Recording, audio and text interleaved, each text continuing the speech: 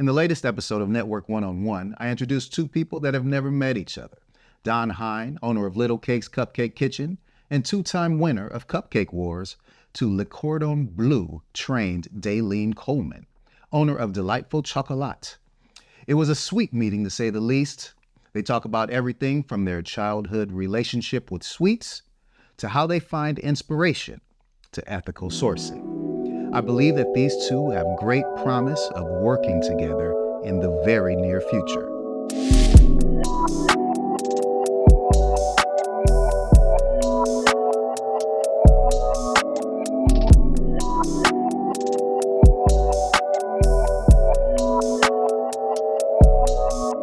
Awesome. All right, let's introduce ourselves. All right, so I'm Dayleen Coleman. I am a pastry chef by trade. Studied at Le Cordon Bleu to become a pastry chef. And the name of my business, D'liteful Chocolat, I founded it about 6 years ago in San Marcos, and it is in Lake San Marcos, which is unincorporated, but it's a really cool area right across from the lake house. And let's see, years in my field. Officially 8 years. So this is kind of like my third chapter in my life, maybe fourth chapter. So this field I've been in for 8 years and got hopefully many, many more years in it. So fantastic. Well, I am Don Hein. I am the owner and general manager of Little Cake's Kitchen. And we have two locations in Vista. We have one on Main Street, and then we have another one in the Vista Village Center. And the other one is down Santa Fe, about a mile away, in a former Dairy Queen right over by the post office spot there. I have my Main Street location is going to be open 13 years this year. So that's how many years I've actually been in the field. So what was your relationships with sweets as a child? Oh wow. Well, you go. No, Can go. I start with this one? Please do. Okay. I had a really strange relationship with sweets, not to be depressing, but my mom was a single parent, raising three kids. So we didn't get sweets. Like we weren't like, my kids are, we go over and get ice cream, get cupcakes, whatever, very easily. We didn't have access to that. So we would get church commodities. That's where you literally get the box of all the, government labeled stuff, from sugar, honey, flowers, whatever. So if I wanted sweets, I made them. And I made them for my sisters and my mom. So I was working with some really rough ingredients, although, that honey was solid, like some really good honey. But that's where the creativity comes from, right? Like I'm trying to teach my kids more and more to like cook. Mm-hmm. And I'll go to a restaurant, and sometimes I'll go to a restaurant and I'll be like, if it's not as good as something I could make at home, like I'm really kind of, bummed about it. So it must have given you a lot of appreciation then for sweets. It did. There was some good and bad. There was some things where my sisters were very kind, and not, they would eat it anyways, like the cinnamon rolls. I remember that very vividly, and they sat there very miserably eating these cinnamon rolls. But how old were you? Oh gosh, I was probably 7. Okay. So you're a 7-year-old, and you're kicking yourself about the quality of your cinnamon rolls. Yeah. Okay. But sometimes I would nail it, and they'd be like, Dayleen, this was so good. And I was so proud of it. And I think that's where this love of sweets and creating, because when you make it, I enjoy sweets, but I enjoy watching other people enjoy something that I've created. So that's kind of where that started. So that was my relationship with sweets, is I saw it as something that if I wanted it, I needed to make it. And, so. But then you like giving it away. And I love giving it away. Yeah. I love having somebody else enjoy it. So anyway, I kind of have an odd thing. And that was part of my personal statement, or when I applied to Le Cordon Bleu in London, was, I started off with ingredients of, pretty low standards, and getting to work with ingredients that Le Cordon Bleu provides in their culinary kitchens. It was a huge change. It was pretty amazing. But if you can do it with that, yes, then everything just gets easier. Yeah. Recipe development. Trying to do recipe development. It kind of reminds me of, I studied film a lot, actually. Not ironically, I did, just strangely. And the Russians didn't have cameras. And so they studied like editing and all these other things. before they ever got a camera. So like they kind of revolutionized editing because they didn't have it. Yeah. And they had to use like rudimentary whatever they had. Then the foundation was so strong that when they got those tools, they were not only like appreciative of them, Yes. but then they took it and ran with it. So it sounds like similar. You didn't grow up in Russia, but but you know what I mean? Like, No, I did not. But that idea of like the appreciation. Yeah. And I mean that sounds that's a cool origin story, you know, for you. That's so cool. It just makes you appreciate what you're working with. So Yeah. anyway, so yours. My mom still bakes all the time. I actually didn't like bake a lot growing up. My uncle owned a bakery not far, and my dad was a carpenter, and so sometimes in the mornings we'd kind of pop in. His bakery was right across the street from not my high school, but like my sister high school. So like every once in a while I would pop in, and it always just seemed very sort of exotic and cool, like him in there making everything that morning. I always thought that was really cool. And I loved being in the kitchen. But I didn't bake a lot growing up. I started cooking at a young age, and doing that. So my relationship to sweets, like I always liked them. The one thing I remember about my uncle's bakery, and it's kind of it's a false memory because I went back to him and I was like, you made like whipped cream frosting. Cause like whenever I would get your cake, I would like it because I didn't like a lot of the thicker frostings. And I went back and I think he said it was kind of out of a bucket or something, but it was like whipped cream. I was like, you made this. And he's like, no, Donnie, I didn't. And, but it still like led me along that path of a lighter frosting. Cause I remember saying like when we were getting ready to do a bakery, and I kind of started the bakery because my brother and his partner were doing it up in Seattle. And I actually I needed something to do. And I liked the idea of starting my own business, and I love being in the kitchen. I love creating stuff. So it was kind of that combination of being able to do stuff like I used to have growing up and offer people, because people always want cake, right? It's always connected to birthdays and stuff like that. So I always wanted to say, well, then I'm going to give them one that, you know, isn't like just overpoweringly sweet. So, right. So I guess that was a lot of my connection. I did enjoy them. As a kid, but it wasn't like a fervent, like love. But like you, I loved cooking for people. And a lot of what I like now too is kind of calling back to like, you know, it's definitely like a love language for my mom, you know, and my family is to cook or bake or give food to people. Yeah, you don't show up to a family holiday without a bunch of sweets in hand, right? Right. You're expected. Yeah. Yeah. And now I don't dare. You might as well anywhere. just not even show up if you don't have a bunch of stuff to bring. Well, yeah. Unless, I don't know, do you run into this too, where you're maybe going to a party and you're worried, like, do I bring it? Because I don't want to like throw down a, you know, like trump card on top of like whatever the host has done. Right. But then if you don't bring it, everyone's like, hey, why didn't you? Oh, it's a dilemma. Oh, yes. Yeah, It's definitely real. That's a challenge. That's what I think, okay, we've got Okay. another. So, Dayleen, please give us some insight on your time with Le Cordon Bleu. Oh, I love it. You got the logo there. I'm like, so Le Cordon Bleu in London is, I would say it's no joke. It's intense. The first day I cried in my, I'll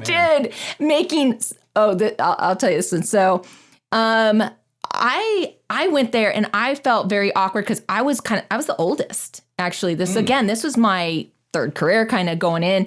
And so I felt very awkward, one, being kind of the older, and I had small children. Nobody else in my cohort, we're talking like, it's very international as far as there's, I think there was like 12 countries represented just in my cohort of 14, very diverse.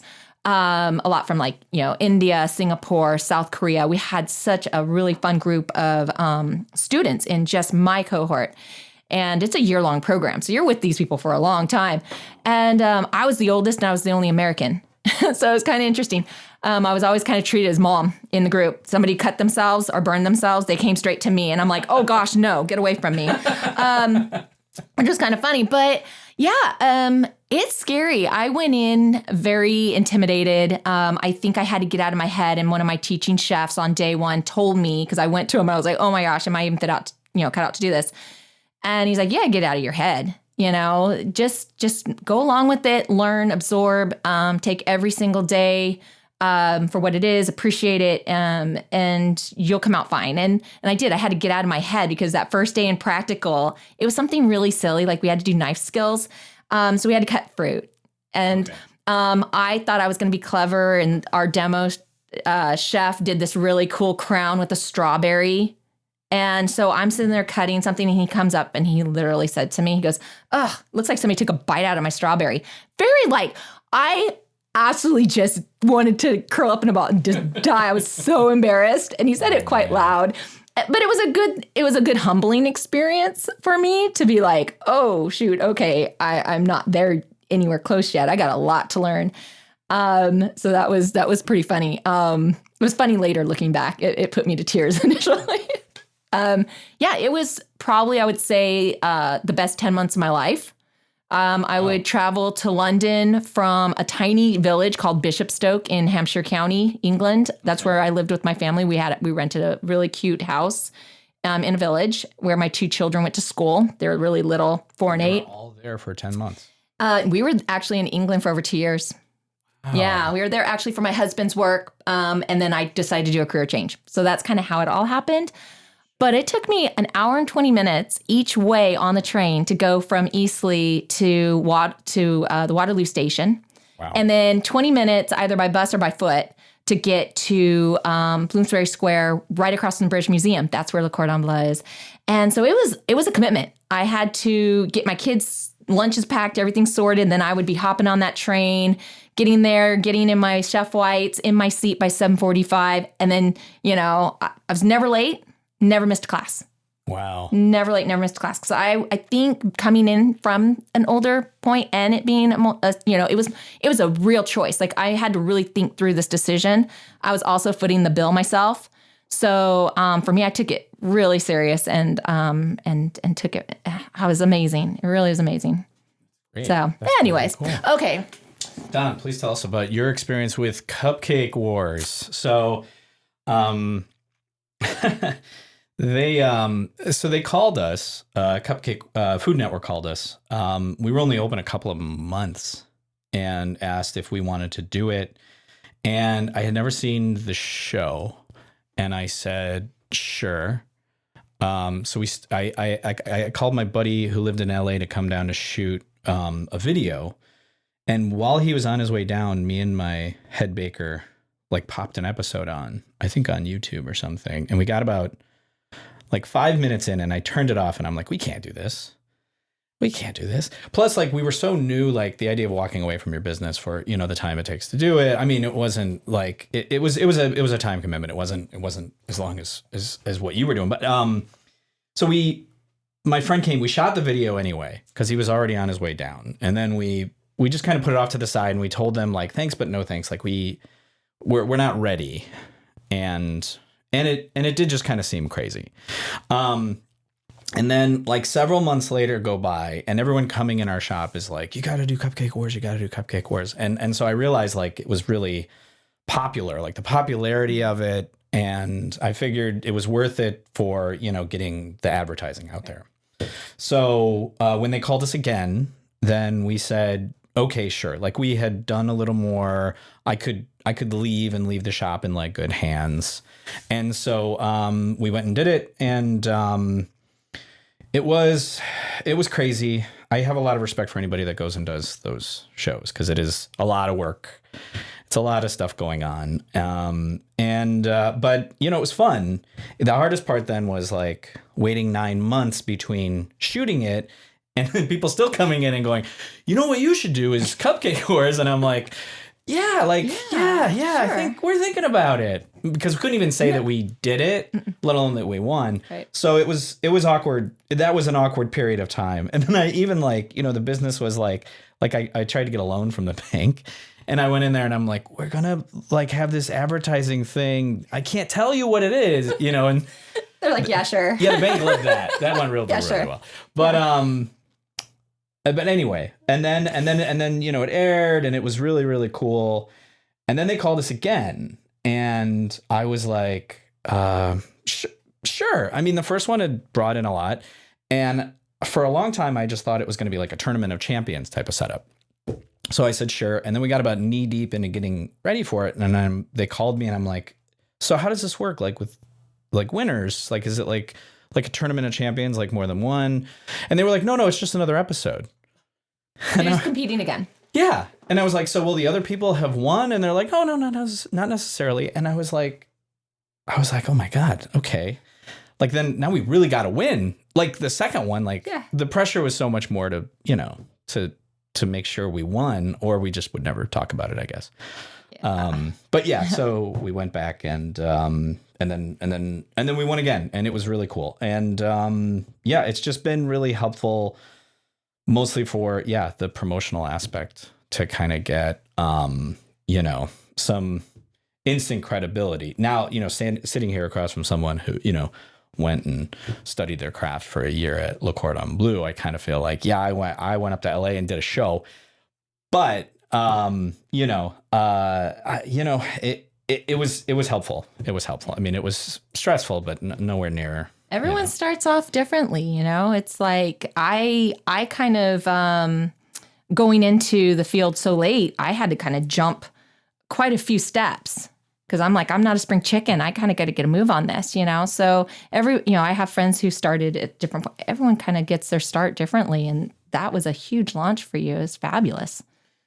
Yeah. I mean, I'm glad we did it. Yeah. I'm definitely glad we did it. But my wife told us both times not to do it. Oh, okay. Do you want to do this one first? Sure. Do you prefer to work with sweet and savory now, or simply sweet? Prefer to work with sweet and savory now, or simply sweet? We do a bit of savory. We did like pancakes. We do a pancakes and bacon cupcake.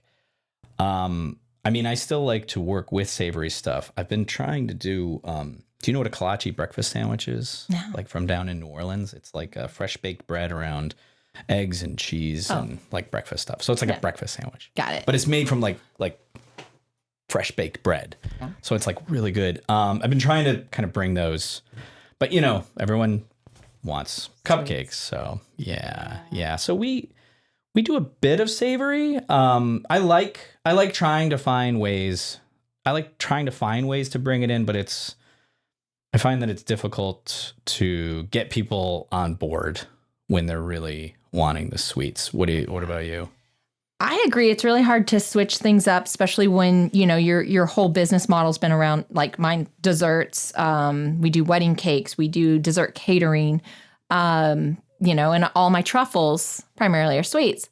So when I want to roll something out new, they're like, oh, I don't know. It's like, so two things that two new truffles, not new truffles, actually. We started them a couple years ago and they did so well that we've kept them and they've become top sellers. And there are peach mango habanero and our mango ginger habanero, our ginger habanero, and pepper jellies.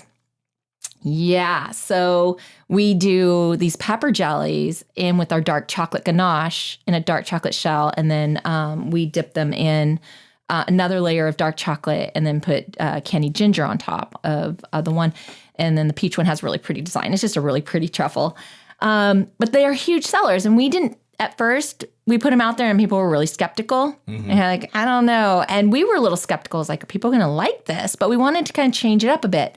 And now it's huge. It had to take some time. I think it's one of those things you just have to show confidence in it with your customers. Mm-hmm. And my staff, the peach habanero is one of my staff's favorite, Jordan's favorite truffle. And she'll tell everybody that comes in, oh, that's absolutely hands down my favorite truffle. Yeah. And they're like, oh, okay, I'll try it. And then they'll try it and they'll like it. So it's one of those things I think they're like kind of, I don't know. So it is a hard thing too, when you're used to, or your branding is considered sweets, they don't really open up to the idea of you doing savory. Yeah. We did, it's funny, but it seems like peppers are what people will go to. Yeah. Because we did like a hatch chili pepper tamale. cupcake. So like the tamale cupcake was kind of, I guess a lot of people think of it as savory, but it really is just like a sweeter cornbread. Like it's essentially like a dessert anyway. But people hear that once they see the word tamale, a lot of people think, like pork and carnitas or something like that. So they're not used to like as much dessert tamales. So the tamale cupcake we still do, and then when we did the hatch chili tamale, that one it took a little bit, but people are on board with it though too. Might have to come get that one. We we used to carry it at the Belching Beaver. Ooh, I love Belching Beaver restaurant. Yeah, they did some really fun that was stuff. some peanut butter stout. Yeah. Okay, let's see. What is your favorite way to find inspiration for your creations? Oh, okay.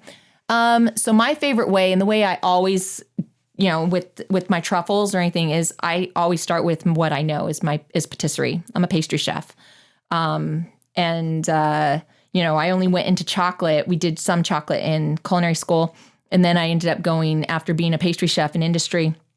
I was a cuisine chef first, right out of culinary school. Very odd. Anyways, on the fish and seafood section at a brasserie of all places. It was all things. It was kind of odd. But I did it because there was an opening coming up in the patisserie. So I was like, all right, I'll do this until that. But I'm a pastry chef. I've always worked as a pastry chef. And then I got gravitated into chocolate from this really fun company called Chocolate Craft out of Alresford, England. And I finished up working there. And so I absolutely fell in love with chocolate. But my approach when I started my own company is I wanted to bring in the desserts into my truffles. So all my truffles have multi-layers. So it's not just, a ganache with, some flavor. It's multi-layered, like our Black Forest. It's like the Black Forest cake. So we have, the dark chocolate shell, the black cherry, compote, and then we have a dark chocolate ganache, and then slightly dipped in a white chocolate. It very much looks and tastes like the cake. Yeah. So all my creations stem from my patisserie background and resemble a dessert that I've just love making, and I've got to turn it into a truffle. Kind of like you with the cupcake. That's a lot of what we did when we were picking our flavors. Like at the outset, it was, like trying to do a s'mores, or trying to do one of the things I thought about, like with like strawberry shortcake. It's like, it's hard to get, depending on what, there's so many different versions of that, but it's hard to get the right ratio of the whipped cream, the cake and the strawberry, like in a bite. You'll kind of eat a little bit of this and you'll eat a little bit of that. So that's kind of what we thought was really cool with the cupcakes. And what I always think about is, the ratios and trying to make it so that you can get all of the elements together in one bite. So it sounds like you do something similar by like emulating desserts you love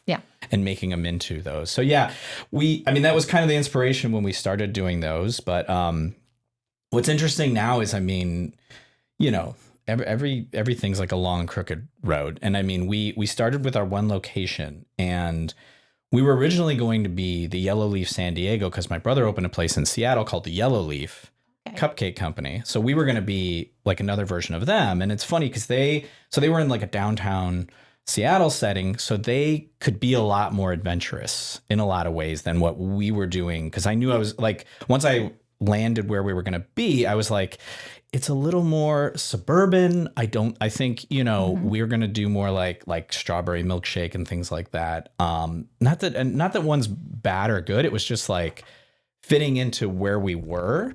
Yes. So I think like we found that. And then a lot of what we ended up doing, and a lot of what I'm like creatively looking to do now, is kind of thinking about where we are.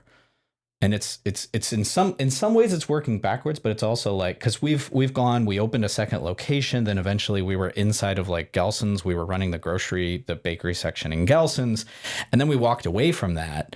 But it was like we created some stuff while we were in there, and did some stuff while we were in there to specifically cater to like that customer base.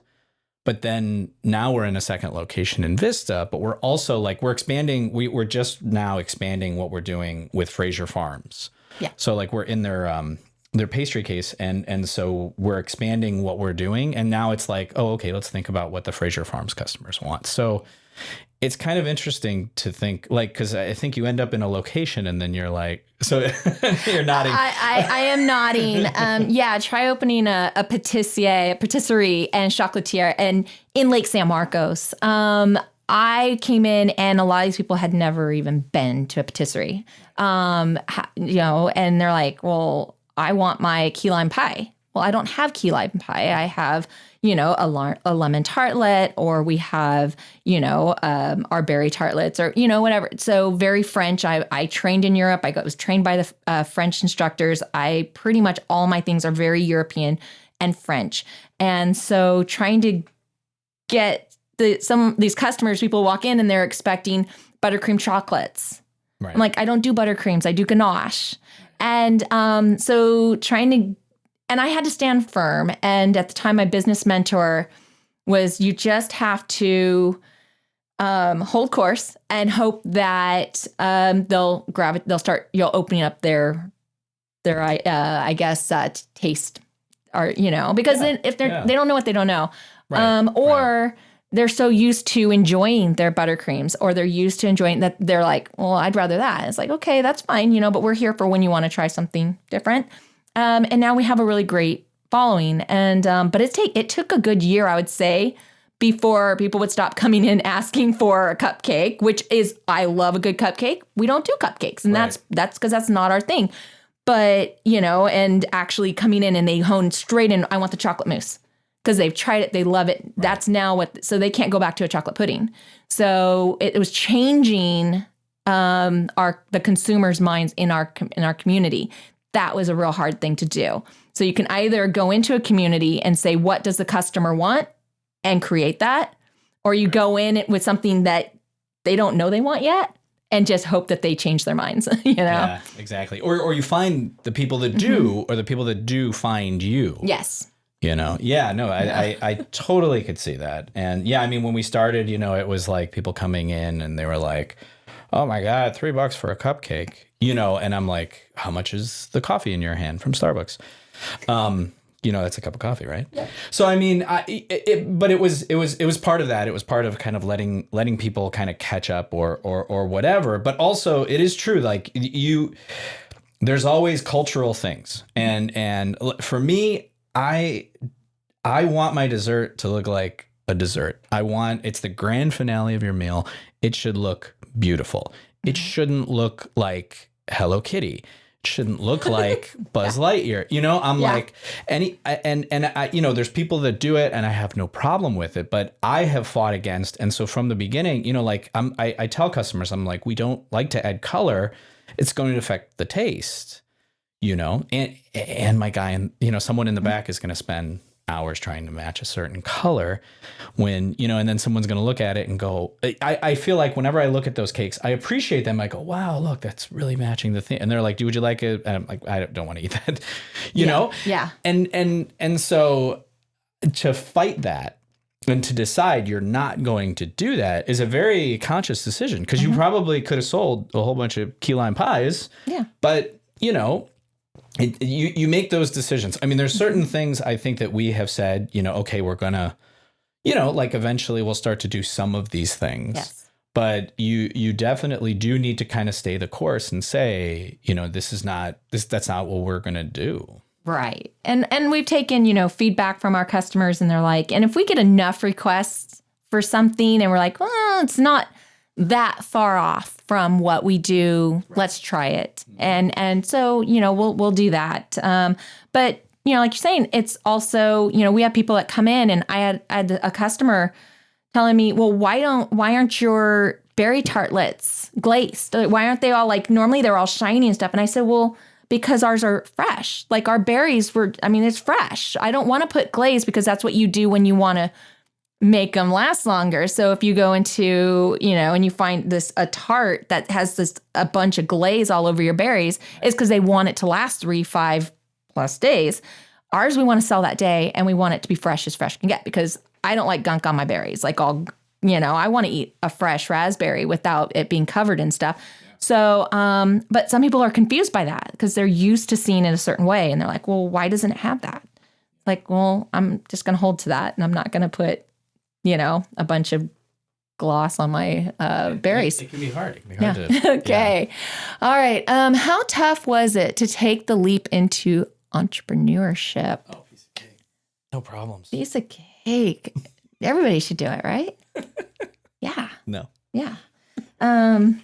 Wow. Well, when Sorry, do you want to start? go, no, I'm sorry. No. I just kind of go for it. jumped Sorry. into this. Yeah, no. Okay. Yeah, please. So yeah, entrepreneurship. For good or for bad.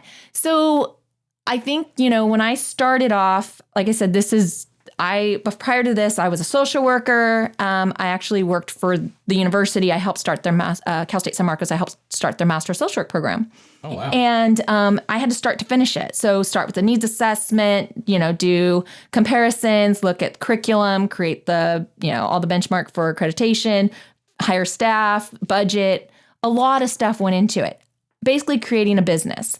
I don't have a business background. I was a social worker. When I went to culinary school, I realized when I got out of industry or got into industry, I was working my butt off. 15-hour days on my feet as a chef, to tickets, just serving out food. It was exhausting. I had 2 little kids and stuff. I realized quickly that this was not sustainable for me. It also wasn't enjoyable. I loved making food, but it was taking the joy out of it when you're actually having to crank it out super, super fast and you never get to see the person who's enjoying it.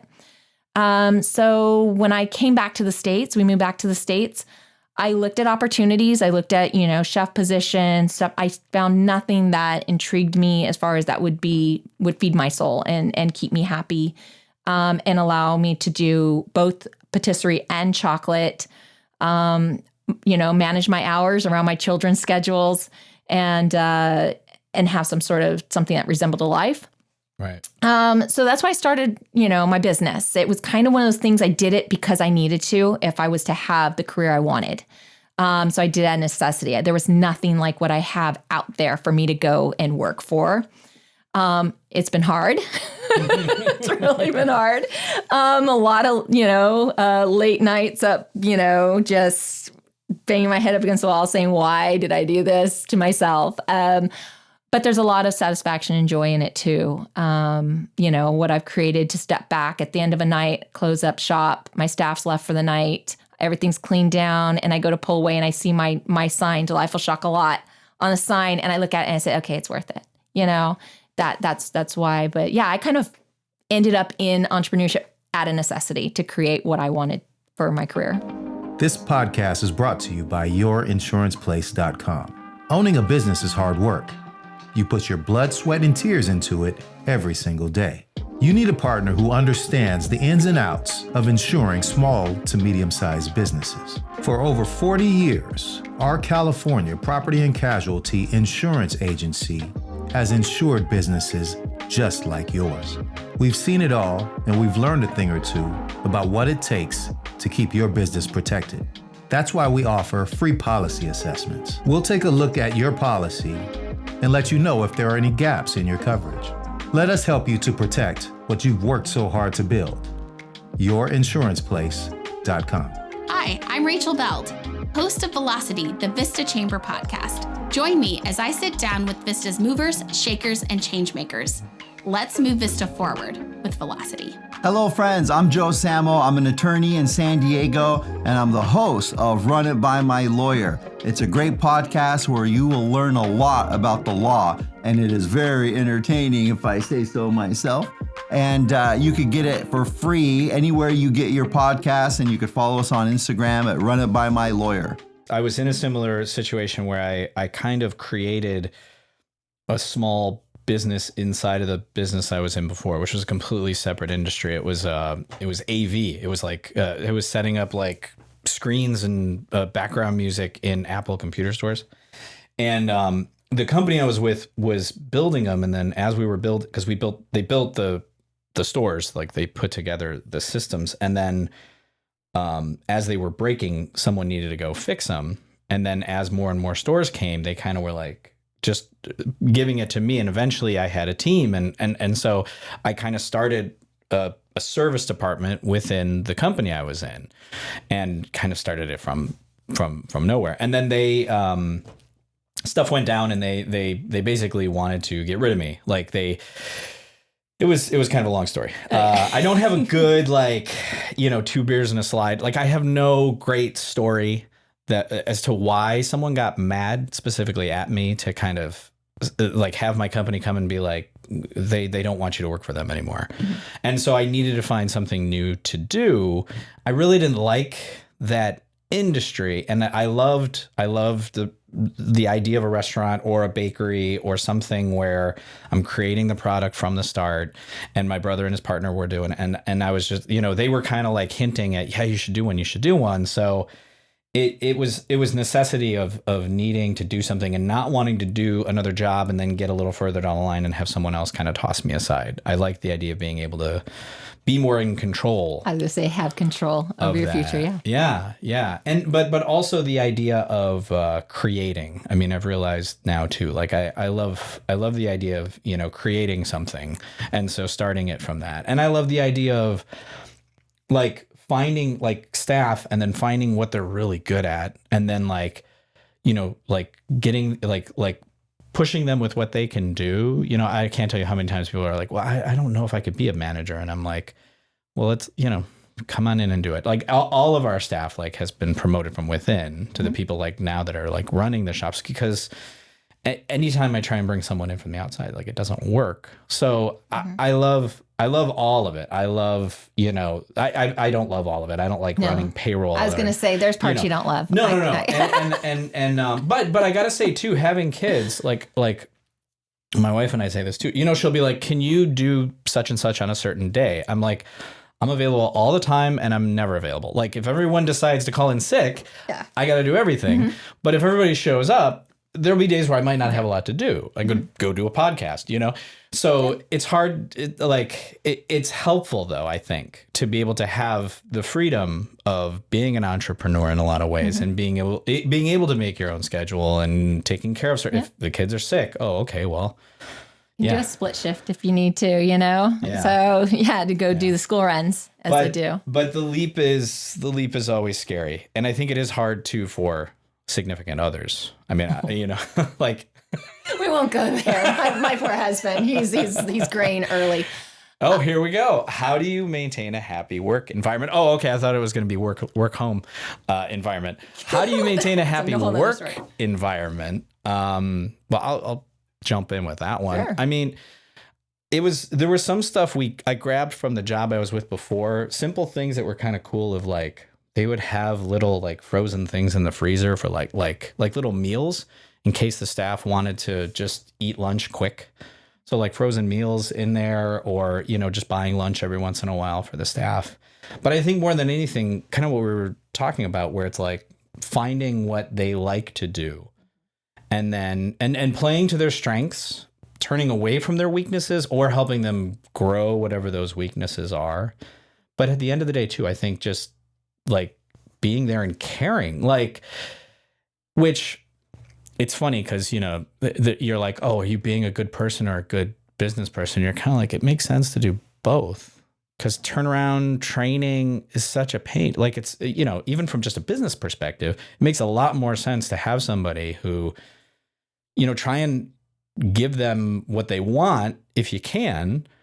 Yeah. And then they'll want to stick around, and it's not just selfishly kind of being a good person, but it also seems like like keeping staff happy. Hiring is no fun. No. It's not fun. For us, keeping my staff happy, I would say the number one thing is I give them complete control over their area. So I think them having that feeling of respect, ownership, trust, the confidence that I give them. So they create their space. If they're miserable, it's because of something that they're creating in their space. So so then I step in and say, so what's going on here? And they're like, well, this is happening. And it's like, okay, well, what do you think you need to do to change this? And just getting them to think about and taking ownership of it. So it's not me endlessly trying to bend over backwards to keep everyone happy and be like, are you happy? Are you happy? And it's like, am I happy? It's like, because that can get quite exhausting, trying to control other people's emotions and how they feel about their time spent either. So I've found at least giving them ownership of their space, then they can create within that. And I try to respect their space too. So if I go into, I always joke, retail is Jordan's space. She's fantastic. If you haven't met Jordan, she's got like a master's in ancient medieval languages and all this stuff from St. Andrews in Scotland. And I mean, she's fantastic. And she's a creative. And so I let her do her thing, and the customers love her. And so I don't try to get in and tell her you need to change something or whatever. If it's working and the customers enjoy it, then, and same thing with my pastry chefs, I go in when they need my help. I constantly ask them, how are you doing? If I see anything going on with the quality control, I'll step in and do some gentle retraining. But other than that, I hired them for a reason. I hired them because they can do the job. Or if they tell me they want to do a new, they're like, well, I want to expand into chocolate. Okay, well, let's have you do that. So let me partner you up with Whitney, and she can start training you a little bit and cross training into chocolate. So hearing, what their interests are, if they're wanting to grow, if they're wanting to try different areas, but respecting each person's space. So when the one person wants to go into chocolate, I don't just say, okay, I'm going to train you in chocolate. No, let's go to the chocolatier and start working you guys together. And then they start forming a bond.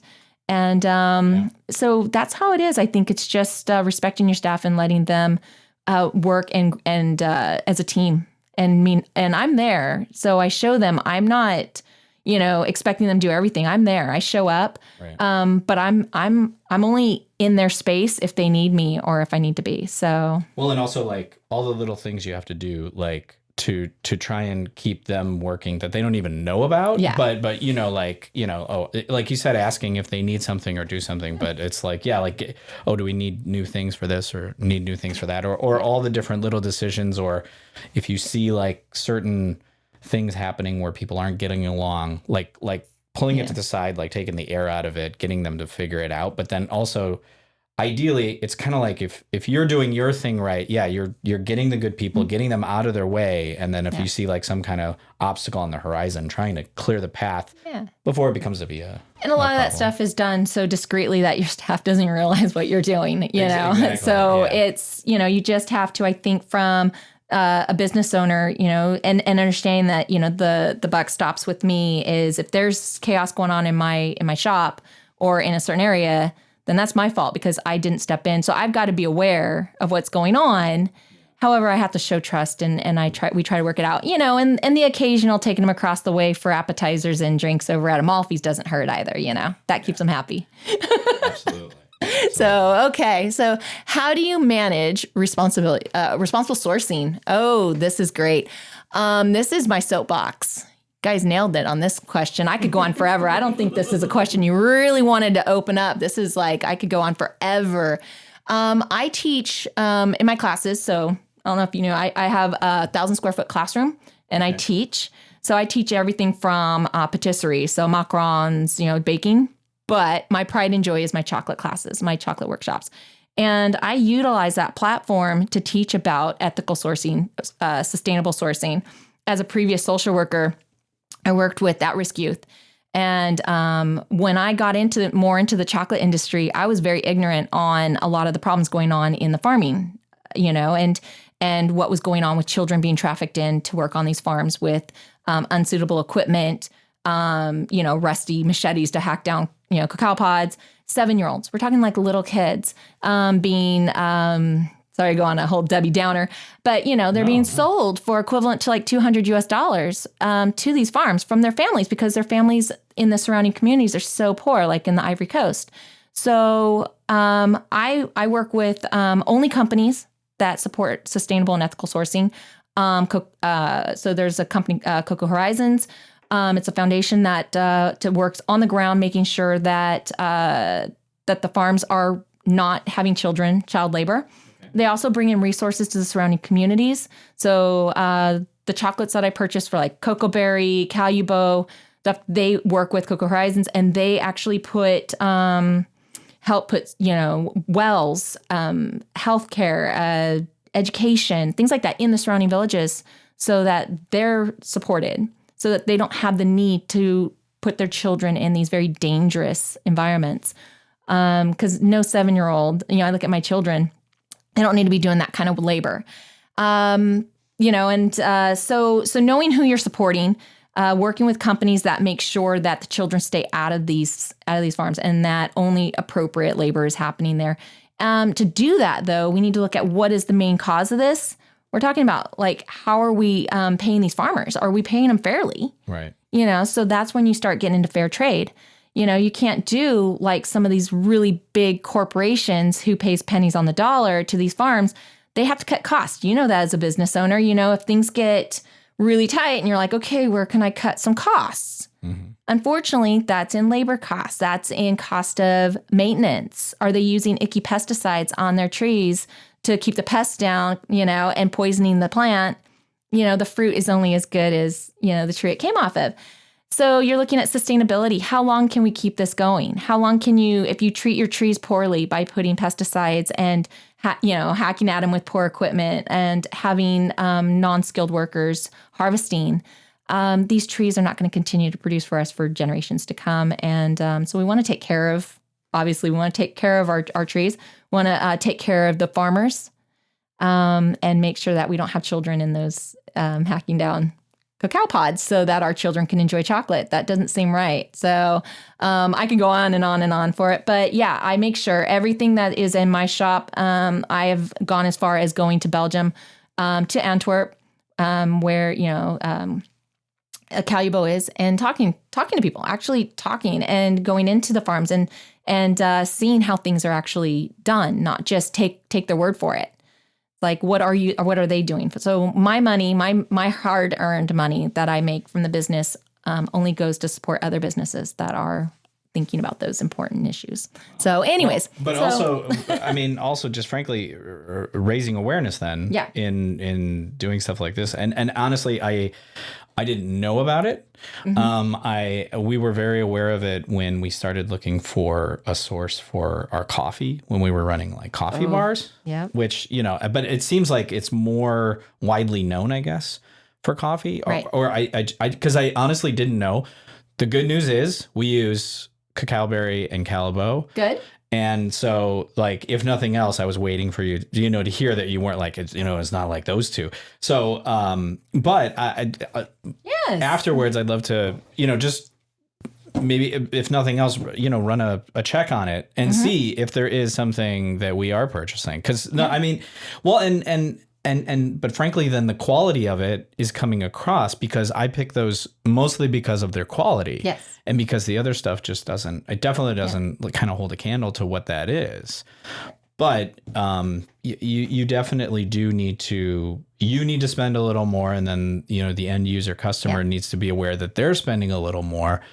But like you said, what is it going towards? It's going towards. And I think that's, it's been a hard thing that, for my customers, they'll come in and they'll be like, $2.25 a truffle. And it's like, oh my gosh. And we just, it's explaining to them about the difference. Mm-hmm. They're comparing apples and oranges. If they say, oh, well, I can go get I never like name drop, brand because it's not kind, but I can get, say, a chocolate bar for this. But yours is this. And it's like, well, they're apples and oranges. That's not quality. This is quality. They're not supporting, keep, child labor and keeping kids out of the farms. This company is. Which one am I going to spend my money? And if you want to purchase this is our pricing because I paid more for my ingredients. I pay a lot more for my ingredients. Now that's a conscious choice. I could get cheaper ingredients, sell things for less. Or make a bigger profit margin, which a lot of companies will do. They'll still keep the pricing high and they'll claim that they're doing it. But I want to feel good about, and like I said, as a previous social worker, that's where I come from with that. So in all my chocolate classes, I try not to go too deep into it and get on my soapbox, because I want to keep it really lighthearted and fun because it's all about making chocolate. But I do use that platform to at least let people know, because like you're saying, you didn't know this. A lot of people aren't aware. They have no idea. I buy a lot of it. So, I mean, right? I just was not aware mm-hmm. that it was going on. But, it's one of those things. Once you are made aware of it, then then you're making the choice. And then at least, and if nothing else, raising awareness allows the business owners to make the choice, and then allows the consumers to make the choice. But it's funny that they bring that up, because everywhere you go, you buy a table, you buy a car, you buy anything, you could always spend this much or you could spend that much. And it's, you're going to get what you pay for, but. Yeah. So you just hope that your customer appreciates it. Do you teach your methods to aspiring professionals or the general public? Both. Oh, it's fabulous. So I get professionals in industry. I just had in my chocolate classes last week. I had a level 1 and a level 2 chocolate class available, and the level 2 is more for professionals. And I was really happy. This student comes in, and she was a little bit late, which is annoying to me. She called, says she was running late, stuck in traffic. And I'm like, oh gosh, it's like plan better, but no, okay. But they show up, she shows up, and she's actually flew in from San Francisco for my classes. Oh, wow. So she's a professional. She can't find any classes that are short, like a 1-day, 2-day type thing. Everything has to be, you have to go to, Vegas or Chicago, something like that. And you have to take a course, like, either a full week, 6 weeks, whatever. And, it takes a lot more time and a lot more money. And, when you're a professional, you're in the industry, you're working, you can't take a lot of time off to go do something, but you need that skill. So she recognized she needs a skill. She searched everywhere. My class popped up. She said, oh, wow, cool. It's in the same state. Bonus. It's all done in 1 day. Bonus. So, and it's reasonably priced. So she came. So we get from, in a class, we can have a couple on their first dates. That's always fun. We've had several of the dating site, like people coming that literally this is the first time they're meeting is in our chocolate class. It's so funny. And some of them were like, is quite entertaining for my staff and I, because and most of the time, one of them will contact us prior and kind of give us a heads up or say, oh yeah, so I'm like, it's like a blind date. So it's kind of funny. We have kids that take it with parents. We have grandparents that take it with their grandchildren. We get so many people through my classroom. I've had something, I think, well over 5,000 come through my chocolate classes in the past few years. And I get them all. And it's so fun, from just kids that I get to talk to about, starting a life of being globally minded, as far as, that's fun, to, a 92-year-old who has been obsessed with chocolate their whole life and never knew like how chocolate was they didn't even know that chocolate came from a fruit. Right. That's always like, you see their mind just blowing up. They're like, what? Like this whole time I didn't know chocolate came from a fruit. To the professional who really needs to understand how to work with the ingredients. So I love it. I work with everyone. Yeah. We just started doing just a few courses. With the space we had the space for it. And it was something that we've only opened up a couple of times. But most of our stuff is mostly just for the general public. But then we had people that were coming in that wanted to do more and wanted to do more in depth.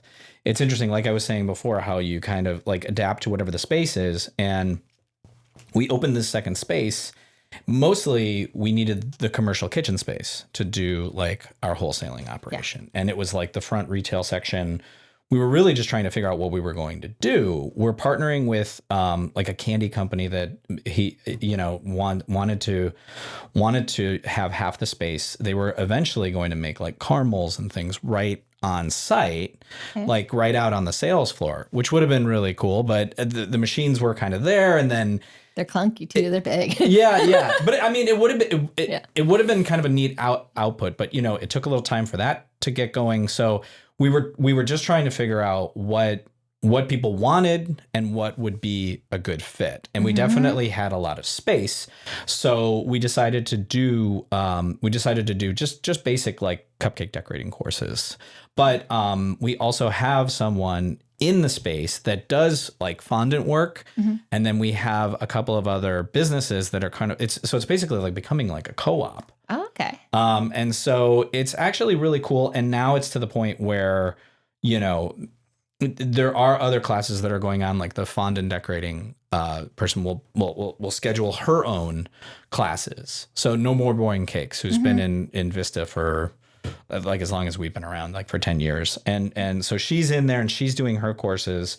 We're doing some decorating courses. And then, we've opened it up and said, in the future, there's a possibility that we'll open up to do other courses, but definitely, much less structured and much less, more family, more like family, less professional. Yeah. And more for like, just kind of like the fun of doing it. Yeah.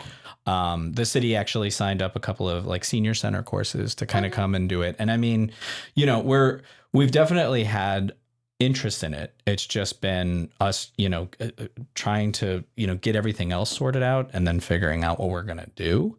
So we're kind of backing into doing the courses, where it definitely seems like your space was like from the get-go, you wanted to do those courses. And it was pretty much my original plan was the chocolates and things were more of, retail it. We also ship. We do global shipping. Everything was for the chocolates, but I wanted a space to teach because I love working with people and I figure, I had the opportunity to go to London and go to a year to Le Cordon Bleu and get all this wonderful knowledge from these, chefs that are Michelin starred, and all. I had the fortunate, or I was fortunate enough to get that experience and that knowledge.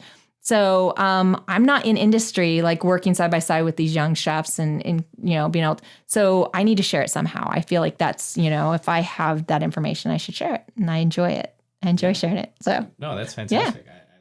I love the concept of it. Yeah. Okay. Is there room for collaboration between us?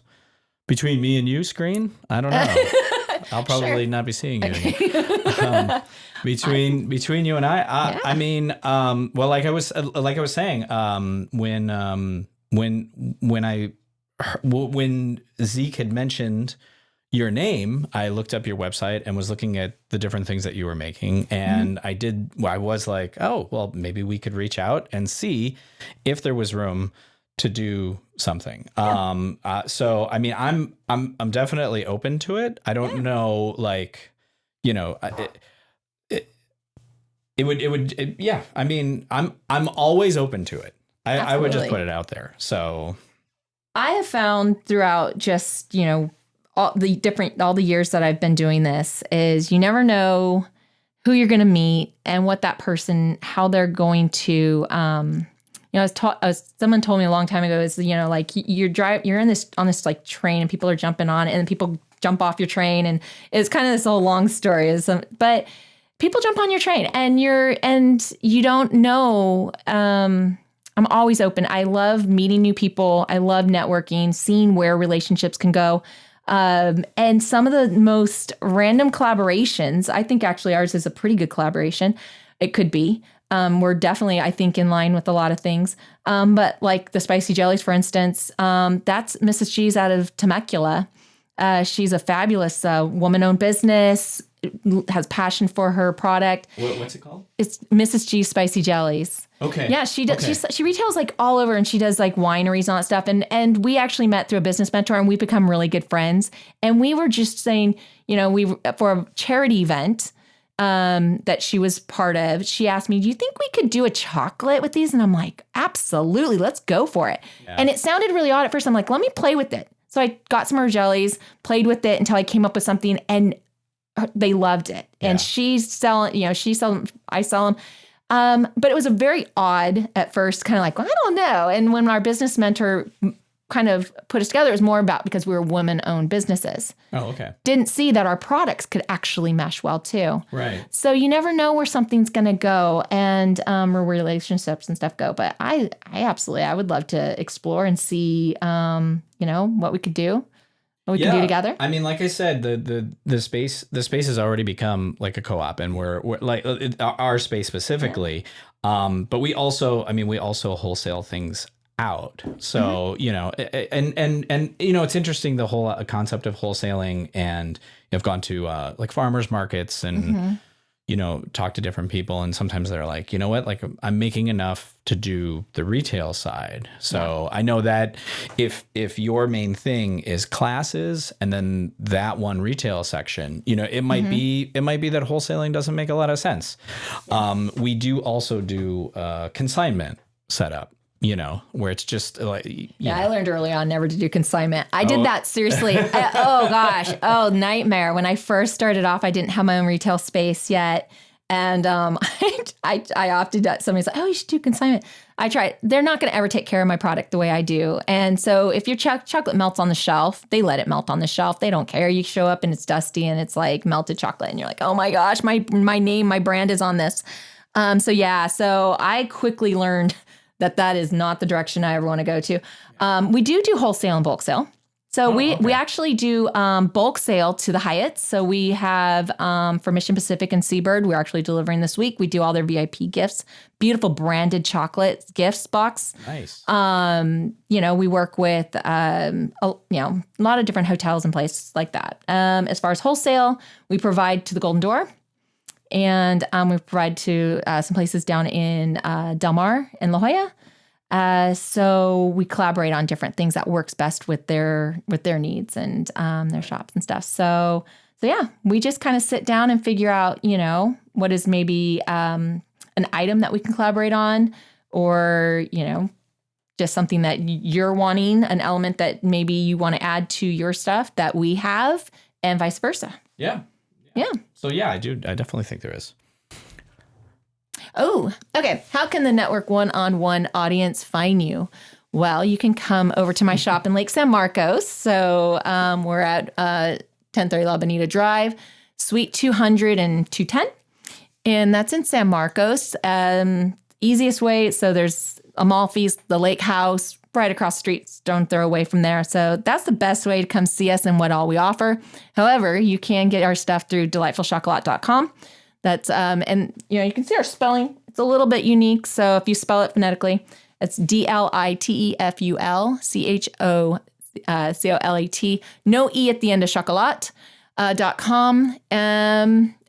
We have our handles. So at D'liteful Chocolat for Facebook, Instagram, and TikTok.